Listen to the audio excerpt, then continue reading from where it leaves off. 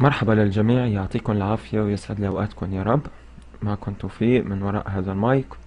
اليوم رح هيك أعطيكم درس إن شاء الله ما يكون كتير طويل عن حماية حسابات الفيسبوك.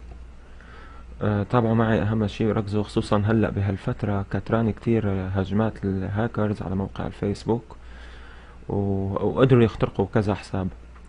فمشان تقدروا تحموا حساباتكم بأأمن طريقة ولا حدا يقدر يخترقهم أبدا أبدا، تابعوا معي الشرح بهاي الطريقة اللي بدي أعلمكم عليها اللي موجودة بالفيسبوك، بس أغلبكم ما بيعرفها أو بيخاف إنه يستخدمها.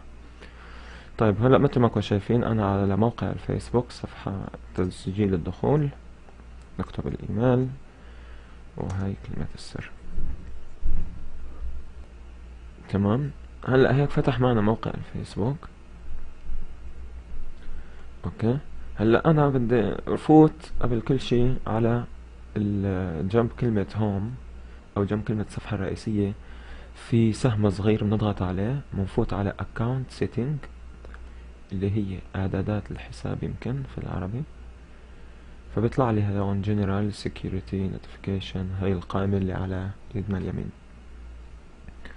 هلا نحن اول شيء لازم نعمله، لازم نفوت على كلمة موبايل. نفوت على كلمة موبايل وبنعمل add phone to your account.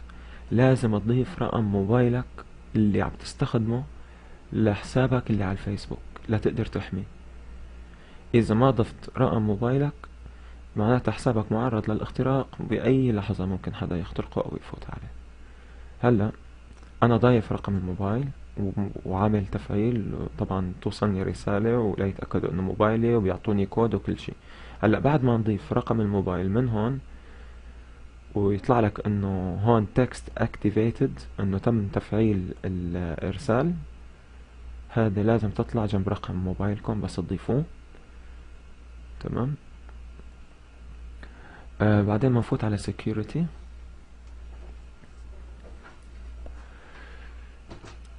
في عنا تاني اختيار اسمه login notification، يعني بحال انت بدك تفوت على حسابك بيخبرك موقع الفيسبوك انك انت دخلت على حسابك. بهالطريقة بتعرف اذا حدا تاني فات على حسابك، تعرف انت. فبنضغط عليها، يطلع لك اختيارين، ايميل وتكست مسج. هلا قبل ما تضيف رقم موبايلك ما بيطلع لك تكست مسج، بس تضيف رقم موبايلك بيطلع لك ايميل وتكست مسج، اثنيناتهم بتحط جنبهم صح. بهالحالة اي حدا بده يفوت على حسابك بيوصلك رسالة على موبايلك وعلى الايميل انه في حدا دخل على حسابك. طيب هلا ممكن اغلبكم يتساءل انه يعني ممكن انه ما تلحقوا، اذا حدا دخل على حسابكم ممكن ما تلحقوا تغيروا كلمة السر، او يعني اذا حدا اخترقكم. يعني شو استفدنا يا توفيق من هالعملية؟ أنا رح أقولكم اللي استفدناه هو شي. هلا هون الاختيار الثاني بنحط صح على الإشارتين، بعدين سيف. نجي تحت في شي اسمه لوج ان ابروفل. هذا لوج ان ابروفل هذا أهم شي بكل موقع الفيسبوك. هذا طبعا هون بكتب لك رسالة بما معناها بالعربي انه ما حدا بيقدر يفوت على حسابك الا عن طريق كود بيبعت لك اياه موقع الفيسبوك على موبايلك. ليش انا قلت لكم لازم يكون رقم الموبايل مسجل؟ ورقم الموبايل طبعا ما بتقدروا انكم ما تطلعوه بالبروفايل، يعني ما حدا بيشوفه. في ناس ممكن عندها خصوصية ما بدها رقم موبايله يبين، بتفكر رقم موبايله بده يبين بالبروفايل او بدهم ياخذوه يتجسسوا عليهم. ما في من هالحكي ابدا ابدا.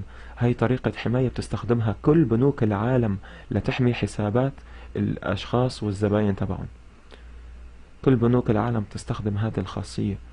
جرب فوت انت، اغلبكم اللي عندكم حسابات اونلاين على حساب على البنك تبعكم، اول ما تفوت ما يعني بيقول لك لا، جيب الكود اللي على موبايلك حطه لتفتح حسابك اللي تبع حسابك البنكي. فنفس الشيء عامله هي موقع الفيسبوك عامليته كرمال تحمي الحساب، لا كرمال تتجسس، ولا انه حاطه بلد معين او شخص معين بدي اتجسس عليه واخذ رقم موبايله. ما رقم الموبايل موجود باي مكان بالعالم، فيك تجيب رقم موبايل. فنحن هلا بنحط اشارة صح، بنقول له انه لازم ما يفوت على الحساب الا عن طريق الكود اللي بينبعت على الموبايل. حط علي اوكي، تطلع لنا مسج تاني. هون طبعا بيعطيك شوية معلومات بالعربي وبالانجليزي بكل لغات العالم اللي اول مرة بيستخدم الخاصية او بيفعلها. تقول له set up now. هلا رح يوصل المسج، اسمعوا، هلا رح يوصل كود لعندي. تمام، هاي وصلني. طبعا هلا وصلني كود، باخده، وصلني كود على موبايلي، باخده وبحطه هون. 8 2 6 9 8 6. طبعا استغربتوا ليش عم بقول الكود قدامكم، لانه الكود متغير، يعني كل تسجيل دخول بيتغير الكود. يعني عم بقولكم طريقة حماية جدا فائقة وعالية، ولا حدا بيقدر يخترق حسابكم ابدا ابدا اذا بتتبعوه. طبعا بنحط الكود وبنقول له سبميت. هلا هون بيقول لك ديفايس نيم، فيك تكتب اي اسم، يعني هون عم بيقول لك اسم الكمبيوتر اللي انت داخل منه، كمبيوتر بيت، كمبيوتر مكتب، ايفون او شيء. هلا انا فايت من كمبيوتر البيت، فراح اكتب هوم واقول له نيكست. هاي عم بيقول لك approvals successful successful login approvals are set up، يعني انه تم تفعيل هي الخاصية. بنقول له close. طبعا اذا بتيجي بتكبس على login approval هون راح تلاقي انه صار في عندنا اشارة صح وتم التفعيل. طب كيف بدنا نتأكد؟ تعالوا لكم كيف بدنا نتأكد. راح افتح متصفح انترنت تاني. هلا انا فاتح الفايرفوكس، راح افتح متصفح الاوبرا وراح جرب ادخل منه على حسابي.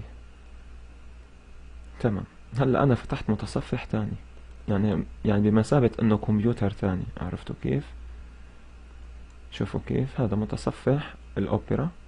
شوفوا لسه انا حسابي هون شغال على متصفح الفايرفوكس. فهلا انا فتحت متصفح تاني وبدي فوت على حسابي. راح ارجع احط ايميلي، وراح ارجع احط الباسورد تبعي.